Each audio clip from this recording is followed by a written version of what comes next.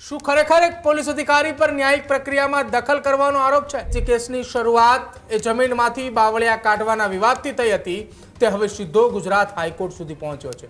કેમ નીલમ ગોસ્વામી અને દેવાયત ખવડ બંને એક સાથે કનેક્શનની અંદર જોવા મળ્યા? જો કે આરોપીઓએ ધરપકડ બાદ દાવો કર્યો કે તેમની ધરપકડ બાદ પોલીસ સ્ટેશનમાં તેમની સાથે અત્યાચાર કરવામાં આવ્યો.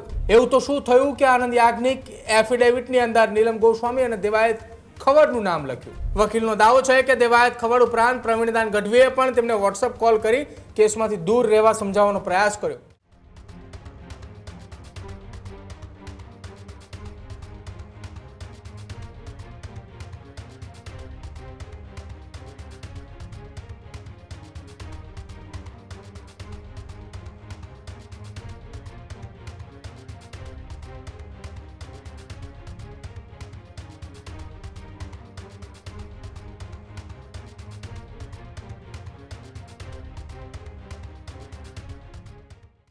અમદાવાદના સાણંદમાં વર્ષ 2025ના જમીન વિવાદ સાથે જોડાયેલા પોલીસ અત્યાચાર કેસમાં હવે એક નવો વળાંક આવ્યો છે, જેના કારણે માત્ર પોલીસ વિભાગ જ નહીં પરંતુ રાજકીય અને કાનૂની વર્તુળોમાં પણ ચર્ચા શરૂ થઈ ગઈ છે. ચર્ચા એટલા માટે શરૂ થઈ છે કે આરોપીના વકીલ આનંદ યાજ્ઞિકે ગુજરાત હાઈકોર્ટમાં એક એફિડેવિટ દાખલ કર્યું છે અને એફિડેવિટમાં ગંભીર આરોપ લગાવ્યા છે. અમદાવાદ ગ્રામ્યના ડીવાયએસપી નીલમ ગોસ્વામીએ જાણીતા લોક ગાયક દેવાયત ખવડ મારફતે કેસમાંથી હટી જવા માટે દબાણ કરાવ્યું. શું ખરેખર એક પોલીસ અધિકારી પર ન્યાયિક પ્રક્રિયામાં દખલ કરવાનો આરોપ છે? શું એક લોક ગાયકનું આખા સમગ્ર પ્રકરણની અંદર વિવાદમાં ફરી એકવાર ચર્ચાની અંદર નામ આવ્યું? કેમ નીલમ ગોસ્વામી અને દેવાયત ખવડ બંને એક સાથે કનેક્શનની અંદર જોવા મળ્યા? એવું તો શું થયું કે આનંદ યાજ્ઞિક એફિડેવિટની અંદર નીલમ ગોસ્વામી અને દેવાયત ખવડનું નામ લખ્યું, જેની સુનાવણી 30 જુલાઈના રોજ થવાની છે.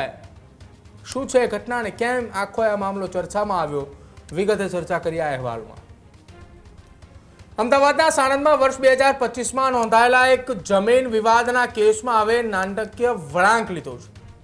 વળાંક એટલા માટે કે જે કેસની શરૂઆત એ જમીનમાંથી બાવળિયા કાઢવાના વિવાદથી થઈ હતી, તે હવે સીધો ગુજરાત હાઈકોર્ટ સુધી પહોંચ્યો છે. અને હવે તેમાં પોલીસ અધિકારી અને જાણીતા લોક ગાયક અને ભાજપના નેતાઓના નામ સામે ગંભીર આરોપો લાગી રહ્યા છે. અને આ ચર્ચા આખા રાજ્યની અંદર ચાલી છે કે જ્યાં સપ્ટેમ્બર 2025માં સાણંદ જીઆઈડીસી પોલીસ સ્ટેશનમાં ખોરજ ગામના મહેશજી ઠાકોર, પ્રતાપજી ઠાકોર, રવિ ઠાકોર, ભોલો ઠાકોર અને અલ્કેશ ઠાકોર નામના એ શખ્સો સામે ફરિયાદ નોંધાઈ હતી. ફરિયાદી જશુભાઈ જાદવના જણાવ્યા મુજબ તેમની જમીનમાંથી પૂછ્યા વગર બાવળિયા કાઢવામાં આવ્યા હતા. વિરોધ કરતા તેમની સાથે મારામારી કરવામાં આવી. આ આખી ઘટના વર્ષ 2025માં બની. ત્યારબાદ ફરિયાદીને આખી આ ઘટનામાં ફરિયાદમાં ઉલ્લેખ થયો હતો કે જાનથી મારી નાખવાની પણ ધમકી આપી હતી. ત્યારબાદ કેસે આખી દિશા અલગ બદલી. દિશા એટલા માટે કે જમીનમાંથી બાવળિયા કાઢવાના કેસની અંદર કેટલાક શખ્સોની અટકાયત કરવામાં આવી. જો કે આરોપીઓએ ધરપકડ બાદ દાવો કર્યો કે તેમની ધરપકડ બાદ પોલીસ સ્ટેશનમાં તેમની સાથે અત્યાચાર કરવામાં આવ્યો.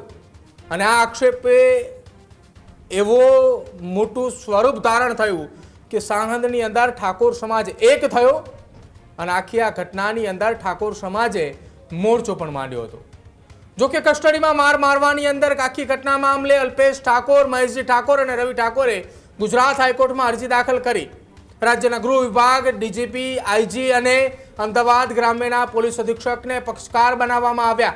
આ અરજીમાં જવાબદાર પોલીસ કર્મચારીઓ સામે કાર્યવાહીની માંગ ઉઠી હતી અને આ સમગ્ર કેસમાં આરોપીઓ તરફથી જાણીતા વકીલ આનંદ યાજ્ઞિકે રજૂઆત કરતા હતા. ગુજરાત હાઈકોર્ટે પણ આ કેસમાં અમદાવાદ ગ્રામ્યના એસપીને એફિડેવિટ દાખલ કરવા માટે આદેશ આપ્યો. પરંતુ 17 જૂનથી સુનાવણી દરમિયાન કોર્ટમાં અચાનક એક નવો વળાંક આવ્યો અને વળાંક એ છે કે વકીલ આનંદ યાજ્ઞિકે કોર્ટ સમક્ષ જણાવ્યું કે તેઓ પોતાના અસીલની સૂચના મુજબ કેસમાંથી હટી રહ્યા છે. પરંતુ માત્ર એટલું જ નહીં, તેમણે કોર્ટમાં ગંભીર રજૂઆત કરી હતી કે તેમને પોલીસ અધિકારીઓ તરફથી સતત ફોન કરીને આ કેસ નહીં લડવા માટે દબાણ કરવામાં આવે છે. કોર્ટ સમક્ષ એવી પણ રજૂઆત કરવામાં આવી હતી કે તે દિવસે અરજદારોએ કોર્ટમાં હાજર હતા અને અંતિમ એ સંબંધિત પોલીસ કર્મચારીઓ પણ કોર્ટ પરિસરમાં ફરી હાજર હતા. આ રજૂઆત બાદ આનંદ યાજ્ઞિકે વિગતવાર એફિડેવિટ દાખલ કરવાની મંજૂરી માંગી. હાઈકોર્ટે તેમને એફિડેવિટ દાખલ કરવાની મંજૂરી પણ આપી અને હવે એ જ એફિડેવિટ સમગ્ર વિવાદનું કેન્દ્ર બન્યું છે. આનંદ યાજ્ઞિકે પોતાના સોગંદનામામાં ગંભીર આરોપ લગાવ્યા છે કે અમદાવાદ ગ્રામ્યના ડીવાયએસપી નીલમ ગોસ્વામીએ પોતાના કહેવાતા ભાઈ અને જાણીતા લોકગાયક દેવાયત ખવડ મારફતે તેમના પર કેસમાંથી હટી જવા માટે દબાણ કરાવ્યું હતું. એફિડેવિટમાં એવું પણ ઉલ્લેખ કરવામાં આવ્યો છે કે દેવાયત ખવડ અગાઉ આનંદ યાજ્ઞિકના હાસિલ રહી ચૂક્યા છે. વકીલનો દાવો છે કે દેવાયત ખવડ ઉપરાંત પ્રવીણદાન ગઢવીએ પણ તેમને વોટ્સએપ કોલ કરી કેસમાંથી દૂર રહેવા સમજાવવાનો પ્રયાસ કર્યો. આક્ષેપો અહીં અટકતા નથી અને એફિડેવિટમાં એવો પણ દાવો કરવામાં આવે છે કે ડીવાયએસપી નીલમ ગોસ્વામી પર ઉચ્ચ પોલીસ અધિકારીઓ તેમજ ભાજપના કેટલાક નેતાઓનો હાથ પણ છે. સાથે જ એવો પણ ઉલ્લેખ કરવામાં આવ્યો છે કે દેવાયત ખવડ સામે ચાંગોદર પોલીસ સ્ટેશનમાં નોંધાયેલા એક કેસની તપાસ પણ ડીવાયએસપી નીલમ ગોસ્વામીએ જ કરી હતી અને આ તમામ બાબતોના આધારે આનંદ યાજ્ઞિકે હાઈકોર્ટમાં રજૂઆત કરીને ન્યાયિક પ્રક્રિયા દખલ કરવાનો પ્રયત્ન કર્યો છે. તેમણે જવાબદાર અધિકારીઓ સામે કન્ટેમ્પ્ટ ઓફ કોર્ટની કાર્યવાહી હાથ ધરવાની પણ માંગ કરી છે અને હાલમાં સમગ્ર મામલો એ ગુજરાત હાઈકોર્ટમાં વિચારાધીન છે.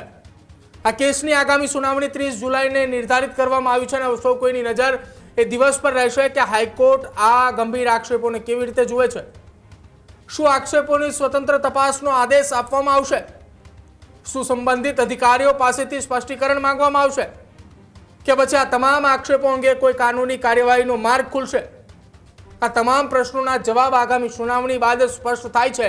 પરંતુ ચર્ચા શરૂ થઈ છે કે જે ચાંગોદર પોલીસ મથકની અંદર દેવાયત ખવડની સામે ફરિયાદ નોંધાઈ હતી, જે ચાંગોદર પોલીસ મથકે દેવાયત ખવડે ફરિયાદ નોંધી હતી, એ કેસની તપાસ ડીવાયએસપી નીલમ ગોસ્વામી જે કરી રહ્યા હતા એમાં એક તરફ દેવાયત ખવડ આરોપી છે તો બીજી તરફ દેવાયત ખવડ એ ફરિયાદી હતા. જો કે બંને પક્ષકારે ફરિયાદ પરત ખેંચી ગુજરાત હાઈકોર્ટની અંદર આ કેસો પરત ખેંચવા માટેની રજૂઆતો પણ કરવામાં આવી હતી.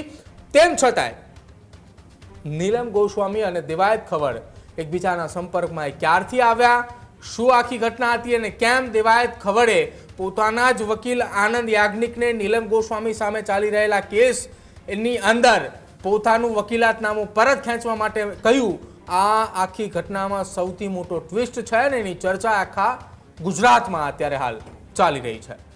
ખેડૂત ભાઈઓ છે ખેતરમાં ડ્રોન ઉડાવતા હોય છે ત્યારે આપણે એક પ્રશ્ન સતાવતો હોય છે કે જે આપણે અત્યાર સુધી જીપીએસ ટેકનોલોજીવાળા ડ્રોન વાપર્યા છે, જેથી કરીને મોબાઈલ ટાવર છે અથવા તો હાઈ ટેન્શન લાઇન પસાર થતી હોય, કોઈ વૃક્ષો હોય, ત્યારે જે જીપીએસ ટેકનોલોજીવાળા ડ્રોન છે એમાં ટકરાય અને ટ્રેસ થાય છે. પણ એગ્રીઓન લાવ્યું છે જીએનએસએસ ટેકનોલોજી ડ્રોન, જેથી કરીને એ ડ્રોન છે એ કોઈ જગ્યાએ ટકરાય નહીં, પોતાની રીતે જ ડિસિઝન લે છે અને મૂવ થઈ જાય છે, જેથી કરીને જીએનએસએસ ટેકનોલોજી ડ્રોન છે એ વાપરવાનો આગ્રહ રાખો. અત્યારે જ ન્યૂઝરૂમ ગુજરાતની યુટ્યુબ ચેનલને સબસ્ક્રાઇબ કરો અને ઇન્સ્ટાગ્રામ અને ફેસબુક પર ફોલો કરો. અપડેટ રહો, સત્યની સાથે રહો.